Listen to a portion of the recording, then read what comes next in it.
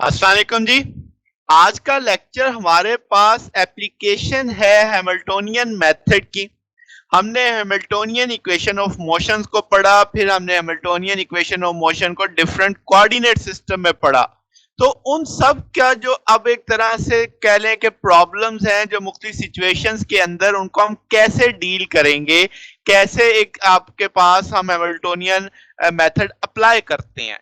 तो जनाब आज से हम एप्लीकेशन शुरू करने वाले हैं। जैसे पहला क्वेश्चन आपके पास आ सकता है कि वन डायमेंशनल हार्मोनिक ऑसिलेटर है, तो हैमिल्टोनियन मेथड की मदद से पहले तो हैमिल्टोनियन फंक्शन बनाओ उसका, फिर इक्वेशन ऑफ मोशन बताओ, और फिर बताओ कोई आपके पास उसमें कंजर्व क्वांटिटी भी है या नहीं। तो अब आज के इस सारे में आपको एक आउटलाइन मिल जाएगी कि जब भी ऐसा प्रॉब्लम आए जिसमें हैमिल्टोनियन मेथड अप्लाई करने को कहा जाए तो आपने क्या करना है, और फिर आपको यह भी पता चलेगा कि हैमिल्टोनियन फंक्शन कैसे बनेगा, उसमें इक्वेशन ऑफ मोशन कैसे इस्तेमाल होंगी, और कंजर्व क्वांटिटी का कैसे पता चलेगा हमें। तो शुरू करते हैं जनाब। Harmonic oscillator by Hamiltonian method. सबसे पहले हमने क्या लेना है, लैग्रांज। जब भी आपके पास आएगा तो हम लैग्रांज लेंगे। तो आप लैग्रांज फंक्शन जानते हैं, is equal to T minus V.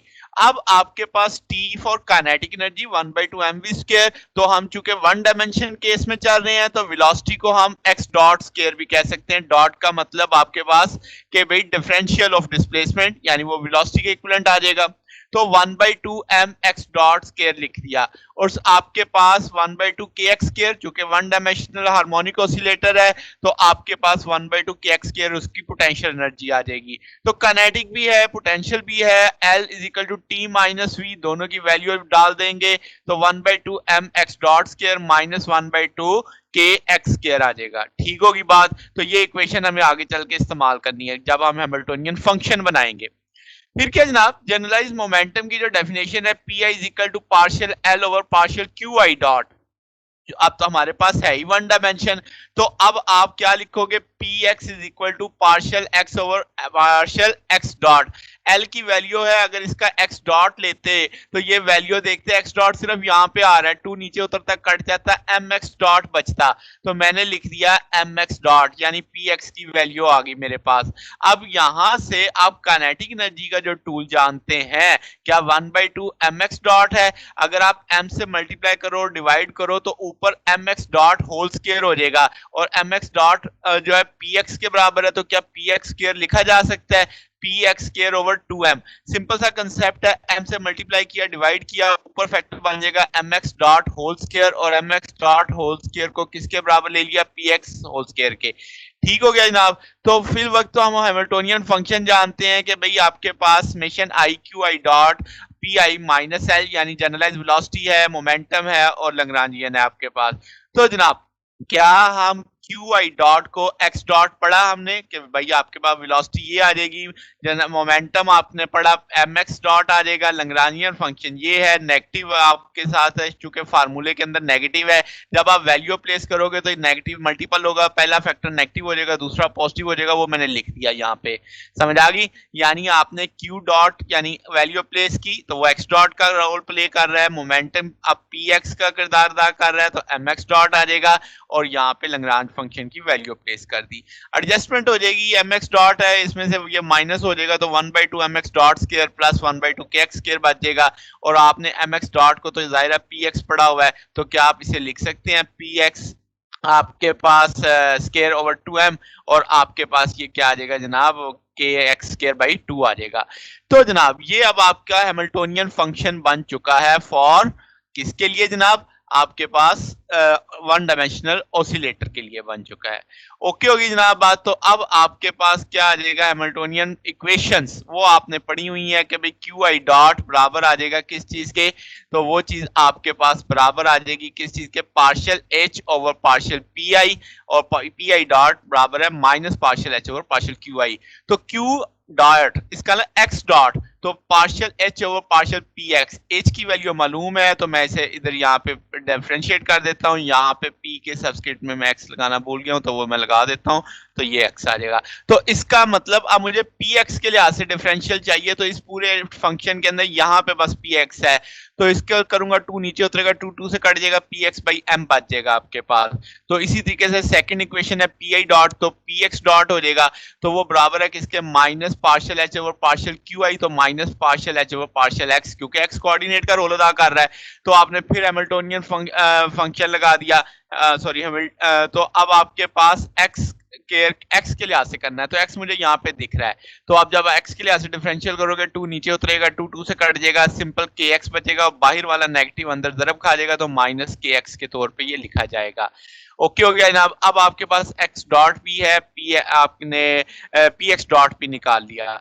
अब थर्ड है आपके पास टाइम के लिहाज से है, वो हम आपके पास जब टाइम के लिहाज से हैमिल्टोनियन को देखोगे तो इस पूरे में कहीं टाइम नहीं आ रहा, तो इसका ये 0 हो जाएगा। तो इसका मतलब ये इक्वेशन 5 बता रही है कंजर्वेशन ऑफ एनर्जी, कि हैमिल्टोनियन टाइम के लिहाज से वेरी नहीं कर रहा, उसमें कोई चेंज नहीं आ रही, इसका ना हैमिल्टोनियन कांस्टेंट है। जब आपके पास हैमिल्टोनियन कांस्टेंट हो तो हम कहेंगे ये कंजर्वेशन ऑफ एनर्जी के रोल को प्ले कर रहा है। ठीक हो गया, क्योंकि हैमिल्टोनियन टाइम पे डिपेंड ही नहीं करता। जब हैमिल्टोनियन टाइम पे डिपेंड ही नहीं करता तो एच को ई के बराबर माना जाता है, तो इसका मतलब आपकी एनर्जी कंजर्व है। तो इक्वेशन 5 से पता चला कि आपके पास इस केस में एनर्जी कंजर्व रहेगी। अब जरा इक्वेशन 3 और 4 को मैंने खुलासे के तौर पे लिख लिया, इक्वेशन 3 ये है, इक्वेशन 4 ये है। अब अगर यहां से मैं px चाहूं तो m इस तरफ जाके जरब खा देगा, यानी वो क्या बन जाएगा, mx डॉट px के बराबर आ जाएगा। और जो आपके पास फोर्थ इक्वेशन है px डॉट बराबर है किसके, माइनस kx के। तो अब जरा सोचो मैंने किया क्या, mx डॉट इधर आ गया px, मुझे px को px डॉट बनाना है, यानी दोनों तरफ डिफरेंशियल करना है, तो px डॉट किसके बराबर लिखा जा सकता है, mx डबल डॉट आ जाएगा। तो यहां से अगर आप px डॉट की वैल्यू बनाते हो तो वो px डॉट की वैल्यू क्या बनेगी, mx डबल डॉट बन जाएगा। समझ आ गई बात, सिंपल डिफरेंशियल किया है। तो अब आप इसका ना लेफ्ट साइड आपकी इधर भी px डॉट है, इधर भी px डॉट हो जाएगी, तो अब आपने दोनों को बैलेंस कर दिया। समझ आ गई बात। इक्वेशन 3 में से क्या काम किया है, m ने जरब खाई किससे, x डॉट से, तो mx डॉट हो गया। फिर आपने दोनों साइडों का डिफरेंशियल उठाया तो ये px डॉट हो गया और ये mx डबल डॉट हो जाएगा। फिर ये भी px डॉट है, ये भी px डॉट है, दोनों की साइड्स बराबर कर देते हैं, तो mx डबल डॉट बराबर आएगा माइनस kx के। कुछ समझ आ रही है, इक्वेशन आपने पढ़ी हुई है, क्या ये आपको सिमिलर लग रही है, ये आपकी एक तरह से फोर्स है, ये आपका हुक्स लॉ वाला का बात आ गई, नेगेटिव को दूसरी तरफ ले जाएंगे इक्वल टू 0, तो ये आपके पास इक्वेशन ऑफ हार्मोनिक ऑसिलेटर है, यानी न्यूटोनियन मैकेनिक्स हो गई, लैग्रांजियन मैकेनिक्स हो गई, अब हैमिल्टोनियन हो गई, तो आपके पास सेम रिजल्ट्स आ रहे हैं। समझ आ गई बात, यानी पहुंचते हम उसी फाइनल रिजल्ट पे हैं, बस पहुंचने का तरीकाकार अलग होता है। ठीक है, तो अब आपसे अगर मैं कहूं खुलासा क्या है सारी बात का, तो सबसे पहले आपने क्या लेना है, लैग्रांजियन फंक्शन, फिर आपने जनरलाइज मोमेंटम की मदद से वहां पे कॉन्जुगेट मोमेंटम की मदद से वैल्यू निकालनी है। हैमिल्टोनियन फंक्शन में वैल्यूज लग जाएंगी, किस किस की लगेगी आप समझ सकते हैं, जनरलाइज वेलोसिटी की, मोमेंटम की और लैग्रांजियन की वैल्यूज प्लेस करनी है।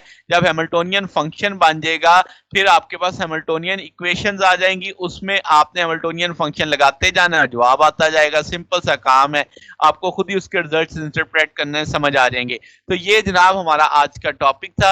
अगर आपको इसमें कोई बात पूछनी हो, कोई डाउट हो तो नीचे कमेंट्स में पूछ सकते हैं। वीडियो अच्छी लगी हो तो वीडियो को लाइक कीजिएगा, दोस्तों के साथ शेयर कीजिएगा, चैनल को भी सब्सक्राइब कर दीजिएगा।